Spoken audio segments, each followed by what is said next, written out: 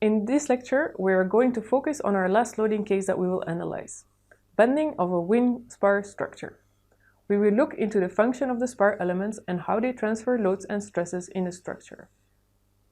To evaluate the function of the spar and the stresses in the spar due to bending, we will first simplify the Wingspar structure to an elementary spar. You see two basic frame elements connected to each other. Each frame consists of a thin plate called the web, with horizontal stiffening elements called the spar caps, and vertical stiffening elements called the web stiffeners.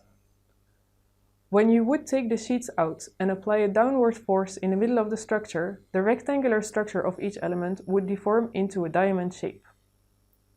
This deformation is resisted when adding the sheets, and we would therefore end up with a structure that can keep its shape under the applied loading. So let's look at the structure with these sheets. Assuming the spar caps are stiff and rigid, therefore resisting bending deformation, the spar caps would exercise shear stresses on the sheets, and in return, the sheets induce shear stresses on the spar caps to be in equilibrium. Resistance against shear deformation is a resistance to tension and compression under an angle of 45 degrees. When we want to relate the shear deformation to the tensional and compressive deformation, the relationships between the Young's modulus E, Poisson ratio nu, and the shear modulus G should be used. When high forces are applied to this structure, the shear stress in the sheets will reach a critical level, resulting in pleat or wrinkle formation due to buckling. This is not considered as failure, since the diagonal function is still maintained by the sheets. Hence, the structure still functions well, and if the buckling is linear, the pleats will disappear after the load has been removed. Let's now look at bending of a simplified Wingspar. We are looking at a clamped spar structure consisting of three frame elements connected to each other. The spar structure is loaded at the top joints by three vertical upward forces. The frame has a height of h, and the length of the horizontal spar caps vary. The vertical forces will result in a bending of the structure. When looking at bending of the structure, the function of the sheets or shear webs is essential. The webs have to be supported on the upper and lower side by the spar caps to realize equilibrium.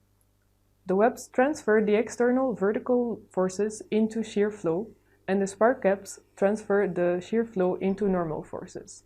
When we want to analyze all the shear and normal stresses in this structure, we need to break down the entire structure and solve for equilibrium for all the web stiffeners, spar caps, and webs. This is quite a tedious exercise. So in this lecture, I just want to give you some basic rules to analyze these types of structures. Can we now find relationships between the applied forces and the shear flows in the webs? Then we first need to define a few terms: the transverse shear force D and the shear flow Q. Firstly, the transverse shear force D is a shear force at each location of the spar and can be found by solving for equilibrium. This shear force builds up toward the root of the spar structure when vertical upward forces are applied to the structure. Secondly, the shear flow Q is a shear stress over a distance in a thin-walled structure. In this case, we have shear flow in the webs, which is equal to the transverse shear force at that location divided by the height of the spar structure. Within each shear web, the shear flow is constant. There also is a relationship between the applied forces and the normal forces in the spar caps at the location of the vertical stiffener. The spar caps transfer the shear flow into normal forces. These normal forces are dependent on the bending moment at a specific location divided by the height of the spar structure.